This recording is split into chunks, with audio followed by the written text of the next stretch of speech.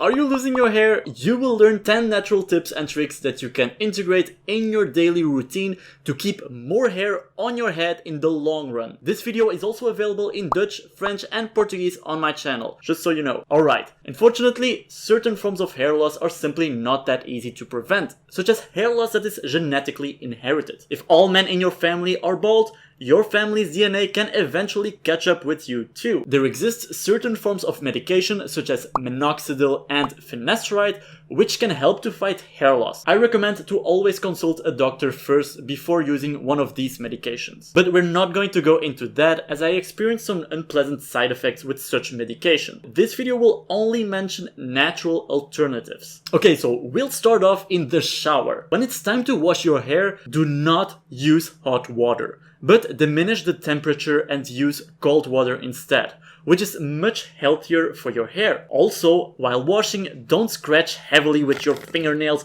on your scalp. Instead, make soft circular movements with the inside of your finger. Otherwise, you risk to damage the roots of your hair.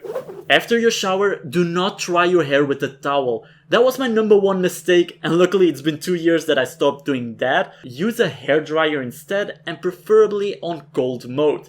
Even though hot hair will make your hair dry much faster, it can also burn your hair more easily, and we don't want to take any risks. Up next, rice water. Water.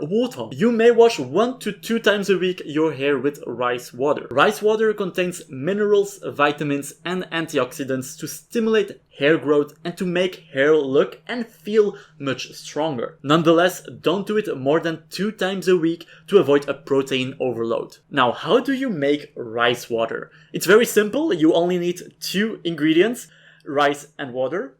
And that's it. So put 100 grams rice in a bowl, add between 500 and 700 milliliters cold water, and let it sit for half an hour. Then sieve the rice and you have your bowl of rice water. You can now wet your hair using a cup or a spray bottle and let your scalp and hair absorb the rice water for 30 minutes. Up next, castor oil. You probably already heard that castor oil has lots of benefits to give to your hair. Lots of people swear that it actually boosts hair growth and that it improves the quality and strength of their hair. However, there aren't any scientific studies that proves that castor oil will actually grow your hair. But that being said, you can try this and see for yourself, as castor oil is a natural oil. Moving on with the next technique. Personally, it's my favorite. You can stimulate the blood flow on your scalp to boost your hair follicles and to prevent hair to die out by giving them a higher chance of survival. Those hair follicles need sufficient blood to survive. This can be done by massaging your scalp on a daily basis. If you watch my previous video, I made a whole review on a scalp massager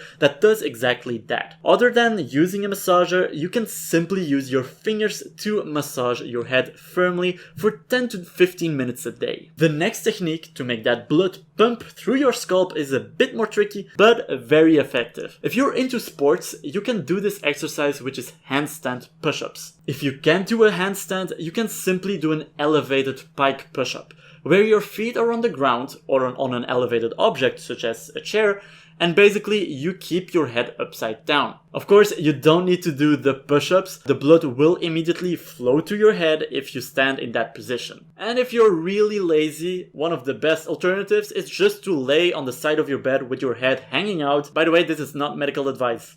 Just saying. Now, let's break the myth. Will caps and hats make my hair fall off? Well, no. Except very tight hats or caps that put pressure on the scalp may over time cause a decrease in blood flow to the hair follicles, which makes the hair become super thin and it can even stop growing. But rest assured, regular caps or hats don't make you go bald as long as your cap is not too tight. And don't wear it every single day, morning till evening. Let your hair breathe every once in a while. And a good indication will be to check your forehead if it has a mark of your cap. If you have a strong mark line on your skin, you are probably wearing your cap too tight. So it's time to loosen up a little bit.